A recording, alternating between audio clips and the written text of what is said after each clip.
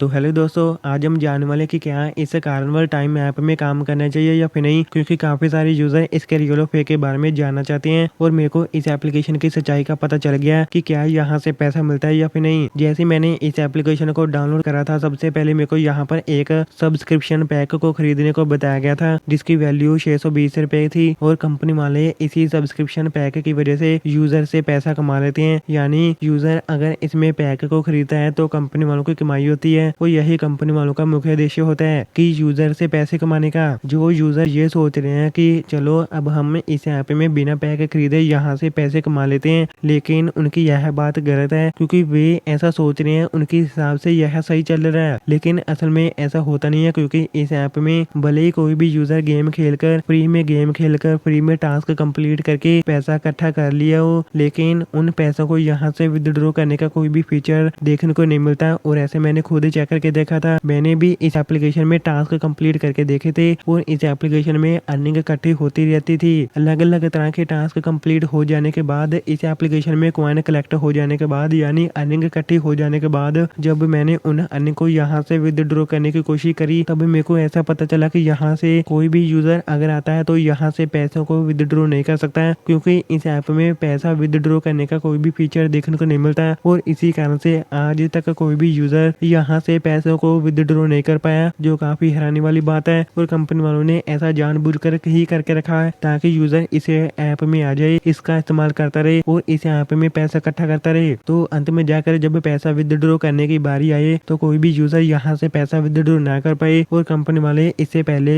पैसा कमा चुके होते हैं जो यूजर इस ऐप में टास्क कंप्लीट करते हैं। इसका मतलब यह ऐप असल में रियल है नहीं, बल्कि एक फेक एप्लीकेशन है। कार्निवल टाइम ऐप को छोड़कर किसी अन्य एप्लीकेशन की तरफ जाना सही रहेगा। जिस पर मैंने वीडियो बना रखी है, उस वीडियो का लिंक मैंने इसी वीडियो के नीचे डिस्क्रिप्शन बॉक्स में अपडेट करके रखा हुआ है।